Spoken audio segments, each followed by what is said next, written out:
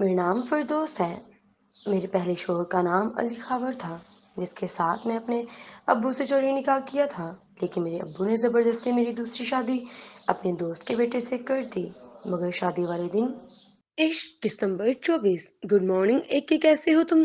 کیا حال ہے تمہارا؟ وہ لمبا پرکشش لڑکا اپنے کام میں مگن تھا کہ صبح کے وقت ڈاکٹر عامر اور اس کے ساتھ ہی ایک اور شخص اس کے آفس کا دروازہ کھولتے ہوئے اندر داخل ہوا۔ ارے واہ، صبح ایک نے خوش دلی سے ان کا ویلکم کیا۔ جیسا کہ ایک میں نے تمہیں کہا تھا کہ میں تمہیں ایک بہت ہی زبردست ڈاکٹر سے ملوانے والا ہوں، تو یہ دیکھو تمہارے سامنے ہے، ان سے ملو، یہ میرے دوست ہیں اور جس بیماری میں تم مبتلا ہو اسے ٹھیک کرنے میں ماہر ہیں۔ ان کا نام ڈاکٹر صدیق ہے اور میں نے انہیں تمہارے بارے میں ہر چیز شروع سے لے کر اب تک جو بھی تمہاری پوزیشن ہے بتا دی ہے۔ کچھ ٹیسٹ تمہارے مزید اور ہونے ہیں اس پورے مہینے، اس کے بعد جو بھی رپورٹس آئیں گی پھر ڈاکٹر صدیق تمہیں دیکھیں گے اور انشاءاللہ تعالیٰ تمہیں ان سے کوئی بھی مایوسی نہیں ہوگی، تم بالکل ٹھیک ہو جاؤ گے، بالکل ٹھیک۔ ڈاکٹر عامر نے بے حد خوشی اور پرجوش طریقے سے ایک کے دونوں قدوں کو پکڑ کر مضبوطی سے کہا، یوں جیسے اپنے دوست کی صحت یابی کے لیے دل سے خوش کر رہا ہوں۔ ایک نے ایک نظر اس ڈاکٹر کو دیکھا اور پھر اپنے دوست کو۔ ایک کی آنکھوں میں یہ تھا کہ تمہیں کس نے کہا تھا کہ اس کو یہاں لے کر آؤ؟ میں مجھے ٹھیک نہیں ہونا، یہ تمام چیزیں جو اس کی آنکھوں پر اور اس کے چہرے پر واضح تھی ڈاکٹر عامر بآسانی پڑھ سکتا تھا۔ مجھے اس طرح سے گھورنا بند کرو، میری ایک عدد بیوی ہے، اگر اسے پتہ چلے گا کہ تم مجھے یوں اس طرح سے گھورتے ہو تو یقیناً وہ کچھ کل سوچے گی تمہارے اور میرے بارے میں۔ ڈاکٹر عامر کرسی کھینچ کر کہتا ہوا بیٹھ گیا، جبکہ ایک کے چہرے پر مسکراہٹ تھی۔ وہ تینوں بیٹھے ہوئے ایک دوسرے سے باتیں کرتے ہوئے رپورٹس اور ایک کی پوزیشن کو ڈسکس کرتے رہے کہ ایک کو امریکہ کب اور کس وقت لے کر جانا ہے بہتر علاج کے لیے۔ ڈاکٹر صدیق ایک اس سے ملنے کے بعد اب وہاں سے جا چکا تھا۔ تمہیں میں نے کس نے کہا تھا کہ تم ڈاکٹر صدیق کو یہاں لے کر آؤ؟ تمہیں کیوں میری ایک بات سمجھ میں نہیں آتی؟ ڈاکٹر تم اپنی بکواس بند رکھو، بالکل تمہارے ٹھیک ہونے کی ذمہ داری میں نے اپنے کندھوں پر لے لی ہے اور جب تک تم بالکل صحتیاب نہیں ہو جاتے نہ میں کسی جن کی طرح تمہارے ساتھ چپکا رہوں گا، سمجھے تم؟ ایک نے اپنے ماتھے پر ہاتھ پھیرا، جبکہ ڈاکٹر عامر بڑی غور سے اپنے پیارے دوست کو دیکھ رہا تھا جو آج نیلے رنگ کی شرٹ کے اوپر سفید رنگ کی ٹائی لگائے ہوئے تھا۔ اس لمبے لڑکے کا چہرہ بڑا پیارا تھا اور آنکھیں بہت پرکشش تھیں، چہرے پر سختی اور آنکھوں میں اداسی۔ ہاں، بال اس کے ہمیشہ بکھرے ہوئے ہوتے تھے، آج کل تو داڑھی بھی قدرے بڑھی ہوئی تھی۔ وہ ہمیشہ اپنے اوپر کے 2 سے 3 بٹن کھلے رہتا تھا، یہ اس کی عادت تھی، بند رہنا اسے زیادہ پسند نہیں تھا۔ ڈاکٹر عامر بہت غور سے اسے دیکھنے لگا۔ ابھی وہ تمہارے ساتھ نہیں ہے تو تم اتنا ہینڈسم لگ رہے ہو، میں تو یہ سوچ رہا ہوں کہ جب وہ تمہارے ساتھ چلتی ہوگی، تمہارے ساتھ بیٹھتی ہوگی، تمہارے ساتھ باتیں کرتی ہوگی تو تم کتنے اچھے لگتے ہوگے۔ ایک ڈاکٹر عامر اس کے چہرے کو دیکھتے ہوئے کہہ رہا تھا۔ ڈاکٹر عامر کی بات پر ایک نے ایک نظر اسے دیکھا اور پھر بہت ہی بے بسی سے مسکرایا۔ وہ بہت خوبصورت ہے ڈاکٹر، بہت خوبصورت، اس کی آنکھیں، اس کی مسکراہٹ اتنی حسین ہے کہ میں تمہیں کیا بتاؤں۔ ہاں، یہ بات بالکل سچ ہے کہ جب وہ میرے ساتھ تھی تو ہم دونوں ایک دوسرے کے ساتھ بہت اچھے لگتے تھے۔ مجھے میرے بہت سے دوستوں نے یہ بات کہی تھی، میری امی بھی مجھے یہی کہتی ہیں کہ تم دونوں ساتھ میں بہت اچھے لگتے ہو، مگر اب ہم ساتھ نہیں ہیں۔ بس اب اس کی یادیں میرے پاس ہے جو مجھ سے کوئی نہیں چھین سکتا، کوئی بھی نہیں۔ امریکہ موسم ہمیشہ کی طرح انتہائی حسین اور دلکش ٹھنڈا تھا۔ ڈاکٹر عامر آج کسی کام سے صبح سے ہی نکلے ہوئے تھے، جبکہ فردوس رابعہ سے موبائل پر بات کر رہی تھی۔ رضا کی طبیعت وہی تھی جس حال میں وہ اسے چوٹ کرائی تھی، کسی قسم کی کوئی بہتری نہیں تھی۔ رابعہ سے بات کرنے کے بعد فردوس نے موبائل بند کیا۔ فردوس نے آج علی خاور کا دیا ہوا لباس پہنا ہوا تھا، اس کے اوپر سویٹر اور موٹی سی شال۔ مری کا موسم کافی ٹھنڈا تھا، اسے یہاں آئے 7 شفٹ ہوئے پورے 3 ہفتے سے زیادہ کا وقت ہو چکا تھا۔ اس عرصے میں وہ حد سے زیادہ بے چین تھی کہ نہ جانے کب وہ ان جگہوں پر جائیں گی جن جگہوں پر علی خاور سے کے ساتھ تھا۔ عامر آج گھر میں نہیں تھا اور رابعہ سے بات کرنے کے بعد اب اس کے دل میں مزید بے چینی ہو رہی تھی۔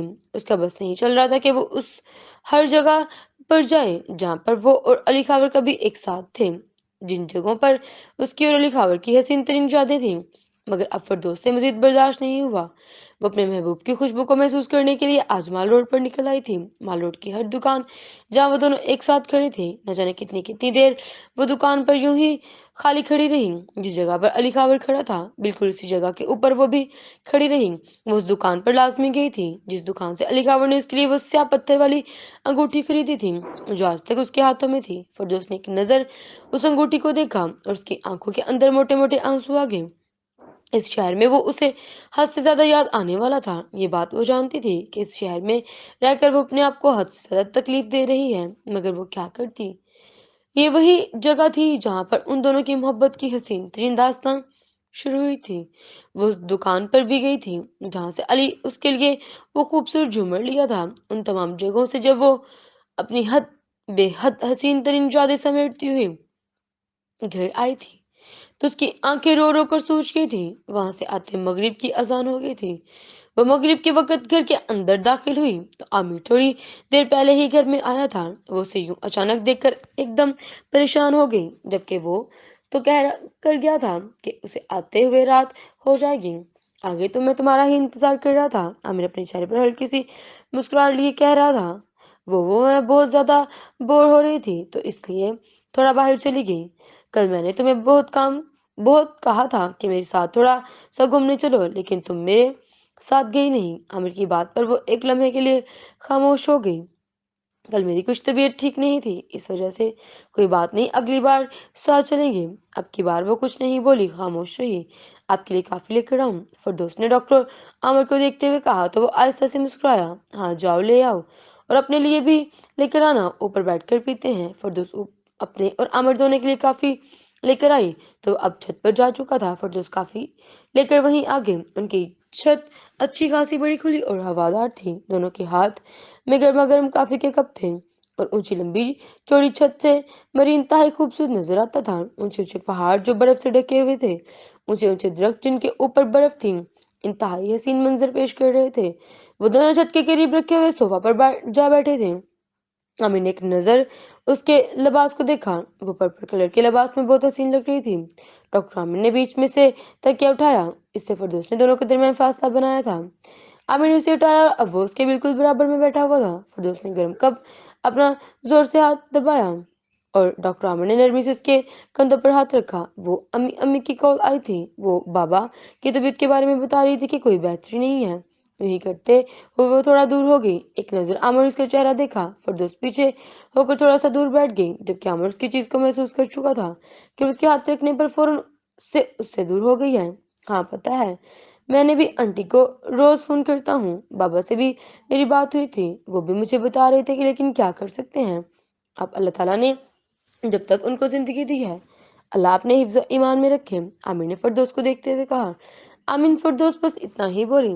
मैं अब नीचे जाती हूँ, मुझे थोड़ा काम है। फिरदौस उठकर जाने लगी तो डॉक्टर आमिर उसके हाथ तेजी से पकड़कर उसे जाने से रोका। कभी मेरे पास भी बैठ जाया करो, फिरदौस तुम्हारा शोहर हूँ, मैं तुम्हारा भी दिल चाहता हूँ कि तुम मुझसे बात करो। मुझे अपना थोड़ा सा वक्त दो, तुम्हारी बात मैं आज तक मान रहा हूँ। तुमने वक्त मांगा था और मैं तुम्हें आज तक दे रहा हूँ। मैंने कभी तुमसे शिकायत नहीं की, क्या कभी की है मैंने? बताओ मुझे। फिरदौस ने एक नजर आमिर को देखा। वो जानती थी कि वो ठीक नहीं कह कर रही। वो दोबारा से आमिर के पास बैठ गई। अच्छी लग रही हो इन कपड़ों में बहुत। मैंने भी तुम्हारे लिए बहुत सारी शॉपिंग की है, मगर शायद तुम्हें ये कपड़े ज्यादा अच्छे लगते हैं। हमेशा तुम ये वाले और जो दूसरे कपड़े हैं, जब से तुम आई हो मैंने तुम्हें इन्हीं कपड़ों में देखा है। तुम्हारे लिए मैं सिल्क की ग्रीन साड़ी लेकर आया हूँ, वो किधर है? तुम वो पहनना, कल मैं तुम्हें रात में डिनर पर लेकर जाऊंगा, फिर हम डिनर के बाद पार्क पर चलेंगे। ज्यादा दूर नहीं, बस यही करीब है। ठीक है, वो मुख्तसर बोली। जो कपड़े वो पहना करती थी ज्यादातर अली खावर के दिए हुए कपड़े थे। अब वो उसे क्या कहती कि उसकी दी हुई चीजें उसे दुनिया की हर कीमती चीजों से हद से ज्यादा अजीज हैं। इन्हें वो जितनी बार भी पहनती उसे खुशी होती।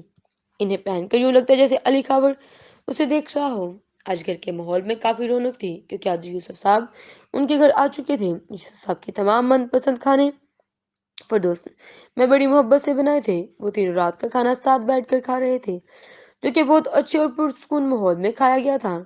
आपको पता है बाबा, आज मेरे बहुत अच्छे दोस्त एक ही को भी आना था खाने पर, लेकिन इस बदतमीज ने मेरी एक नहीं सुनी और उसने मुझे कहा कि मैं आऊंगा, और देखें उसने क्या किया, वो नहीं आया। मसरूफ होगा कहीं वो। यूसुफ साहब ने जवाब दिया। हाँ, कुछ ज्यादा ही मसरूफ होता है, अगर ना भी हो तो तब भी अपने आप को मसरूफ करने का कोई ना कोई बहाना ढूंढ रखता है। एक तो आप जानते हैं कि वो कितना ज्यादा डीठ है, सिर्फ अपनी ही मनमानी करता है। अब कल बताता हूँ मैं उसे, खबरदार जो तुमने उसे कुछ भी कहा तो मैं बहुत पसंद करता हूँ एके को, उसकी बुराई नहीं सुन सकता। आमिर उसकी बात के ऊपर मुस्कुरा उठा। आपकी इत्तला के लिए बता दूं, बेटा मैं हूं आपका, वो भी है। अपने बाप की बात पर आमिर जोर से हंस पड़ा, जबकि फिरदौस को समझ नहीं आ रहा था कि दोनों क्या बातें कर रहे हैं। वो बस खामोशी से बैठी उनके सामने साथ खाना खाती रही। रात का वक्त हुआ तो फिरदौस ने यूसुफ साहब के लिए गर्मा गर्म बादाम वाला दूध बनाया और उनके कमरे में ले जाने लगी। आमिर भी उनके साथ ही बैठा हुआ था। फिरदौस ने वो गिलास उनके करीब रखा। वो अंदर आई तो वो दोनों किसी लड़के की तबीयत के बारे में बातें कर रहे थे। फिरदौस ने मुस्कुराकर यूसुफ साहब की तरफ दूध का गिलास बढ़ाया। यूसुफ साहब ने उसे ढेर सारी दुआएं देते हुए वो दूध का गिलास लेकर अपने पास रखा। मैं एक एक डॉक्टर सदीक के मुलाकात करवा दी है। अभी कुछ टाइम पहले ही एक एक ने अपने टेस्ट करवाने में, जिसकी रिपोर्ट बहुत ज्यादा बुरी तो नहीं थी, पर हर चीज ठीक हो सकती है उसकी रिपोर्ट्स के मुताबिक। लेकिन वो शख्स अपने आप को ना ख्याल रखता है, ना चाहता है, ना दवा लेना चाहता है। बाबा मैं चाहता हूँ कि आप एक बार एके से फिर से मिलें और फिर से समझाएं उसे कि ये इलाज उसके लिए कितना जरूरी है। मैं अपने कीमती दोस्त को खोना नहीं चाहता। बाबा वो बहुत कम वक्त में मेरा बहुत अच्छा दोस्त बन गया है।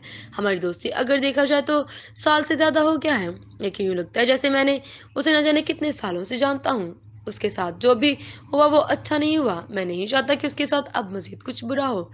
मैंने उससे वादा किया है कि उसकी सेहतयाबी की जिम्मेदारी मेरे कंधों पर है और मैं हर हाल में अपना वादा निभाऊंगा। फिरदौस खामोशी से बैठी उन दोनों की बातें सुनती रही। कोई बात नहीं, अगर आज वो नहीं आ सकता तो कल और मैं सुबह एक की तरफ से ले जाएंगे। जी बिल्कुल, यही बेहतरीन है, क्योंकि उसे मैंने बता दिया कि आप आ चुके हैं और वो आपका कहना लाजमी मानता है। इसलिए नहीं आ रहा कि ना आपसे बात होगी, ना आपका कोई कहना मानना पड़ेगा। बड़ा चालाक है वो। आमिर की बात पर यूसुफ साहब मुस्कुरा दिए। मैं वैसे भी यहाँ 2 दिन के लिए आया हूँ। एक दिन तुम लोगों के साथ गुजारूंगा, दूसरा दिन एक एक के साथ मिलकर बैठकर समझाऊंगा। समझ जाएगा वो।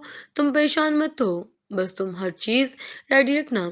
जैसे ही रिपोर्ट आ जाए तुम उसे लेकर फौरन अमेरिका चले जाना, बगैर वक्त जाया किए। बिल्कुल बाबा, मैं ऐसा ही करूंगा। इलाज के लिए मैं उसे ले जाऊंगा। डॉक्टर सिद्दीक ने भी यही कहा कि अभी मरीज बिल्कुल शुरुआत पर है, तो अगर इलाज वक्त पर होगा तो बीमारी खत्म हो सकती है, वरना ऐसे मरीज को बढ़ने में वक्त नहीं लगता। कल चलते हैं एक एक के घर, बात करते हैं। जारी है।